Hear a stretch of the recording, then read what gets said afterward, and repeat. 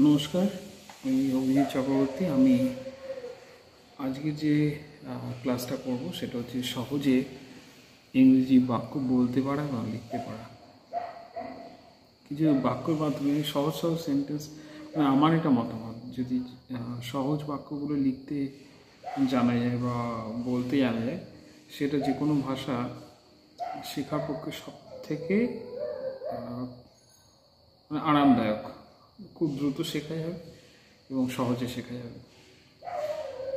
বাংলায় এমন যেগুলো বলি না, যে ভার্বের আগে তে, ভার্বের সঙ্গে তে বসিয়ে দিই, যেমন মেন ভার্বের সঙ্গে। আমি যদি ওটা বলি প্রিন্সিপাল ভার্ব বা মেন ভার্বের সঙ্গে, যেমন যেতে, খেতে, পড়তে, হ্যাঁ, তারপর গাইতে, লিখতে। যেমন আমি গান গাইতে ভালোবাসি, তাহলে ভার্ব হচ্ছে গাওয়াটা, গান গাওয়াটা, তার সঙ্গে তে বসিয়েছি। এই তে বা প্রতি হলে ইংলিশে ভার্বের আগে টু বসে। আমি খেলতে যাব, তাহলে কি হবে? খেলতে, এই যে তে বা প্রতি, এটা ইংলিশে কী হবে? এই মেন ভার্বের আগে একটা টু বসিয়ে দেবো। তুমি লিখতে চাও, তাহলে লেখা সঙ্গে হচ্ছে কি লিখতে, অর্থাৎ ভার্বে মেন ভার্বের আগে একটা টু বসিয়ে দিলেই হয়ে যাবে। আমি উদাহরণ দিয়ে জিনিসটাকে খুব সহজ করে বোঝাচ্ছি। একদম সহজ সেন্টেন্স আমরা কি বললাম, আমি লিখতেও জেনে যাব এবং সহজ বাক্য এটা বলতেও জেনে যাব। সেরকম কিছু একদম ইজি কিছু এক্সাম্পলস আমাদের দৈনন্দিন আমাদের আশেপাশে ঘটা যে সমস্ত ঘটনাগুলো, সেগুলো থেকে বলে দিব। এবার যেহেতু বাক্য বা সেন্টেন্সের কথা বলছি, সেহেতু আমি বারে বারে বলি, ইংরেজি ভাষার ক্ষেত্রে একটা বাক্য হতে গেলে কি হতে হয়? শুধু একটা সাবজেক্ট মানে কর্তা আর একটা মেইন ভার্ব বা যেটাকে প্রিন্সিপাল ভার্ব বলি, সেটা হলেই হয়ে যায়।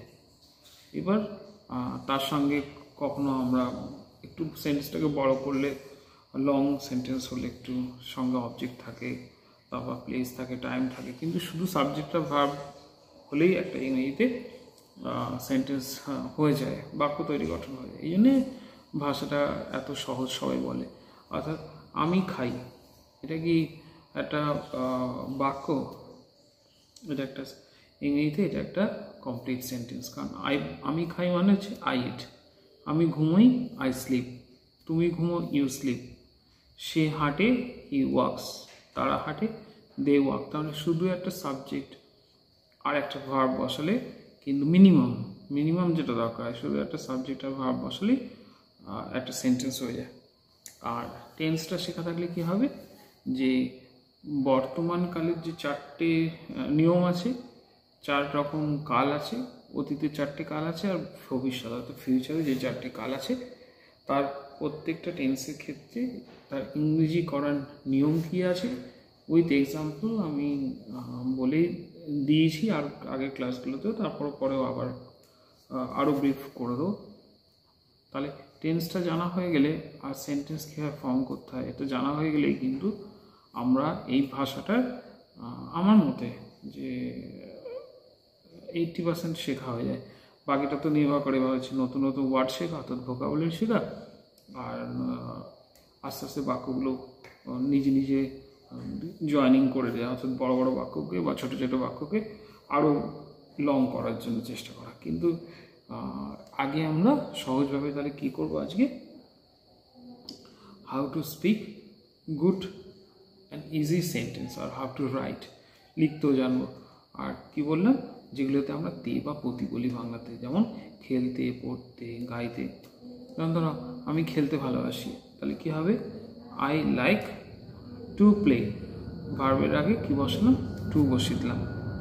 আমি পড়তে ভালোবাসি, আই লাইক টু রিড।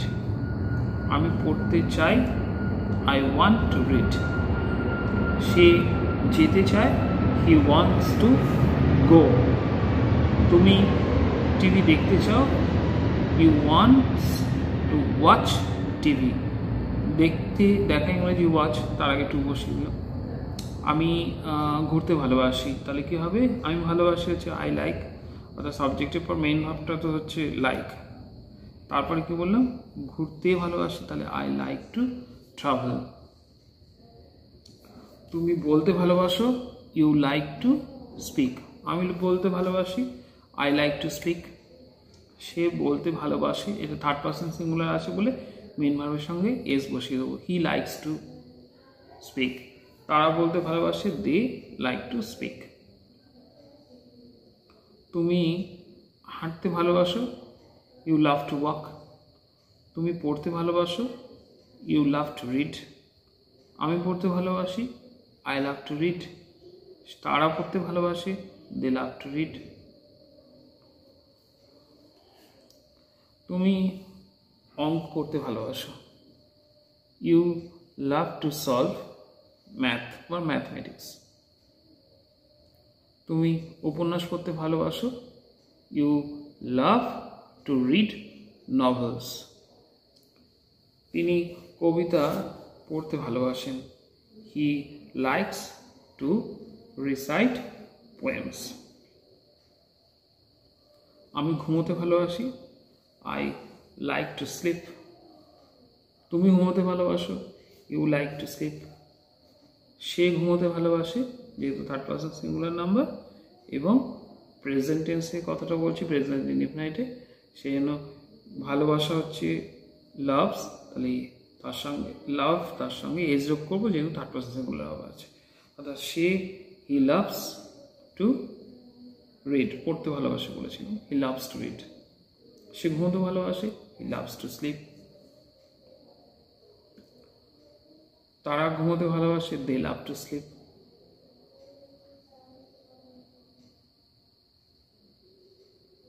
আমি কাশ্মীর যেতে চাই, I want to visit Kashmir. আমি ঠিক সময় ঘুম থেকে উঠতে চাই, I want two wake up the right time বা আর্লি ইন দ্য মর্নিং।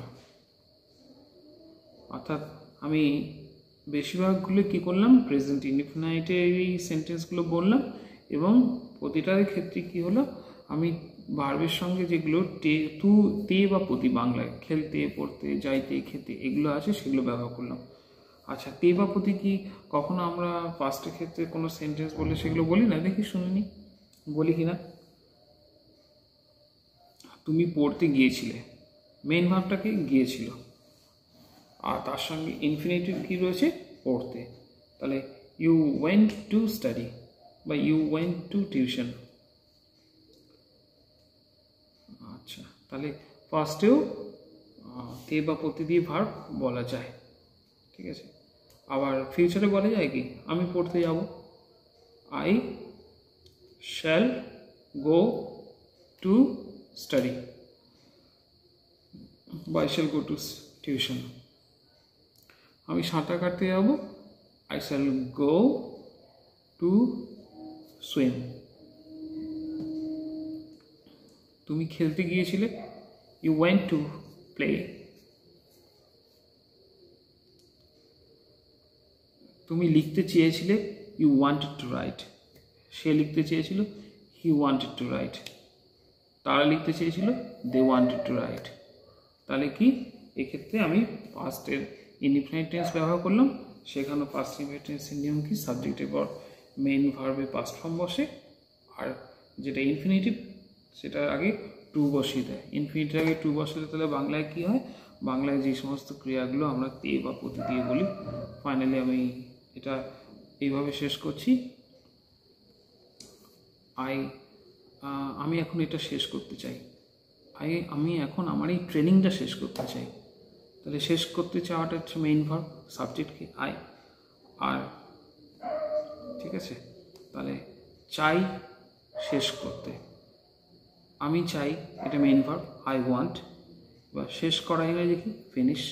তাহলে I want to finish my class বা I want to finish my training now, I want to finish my coaching now.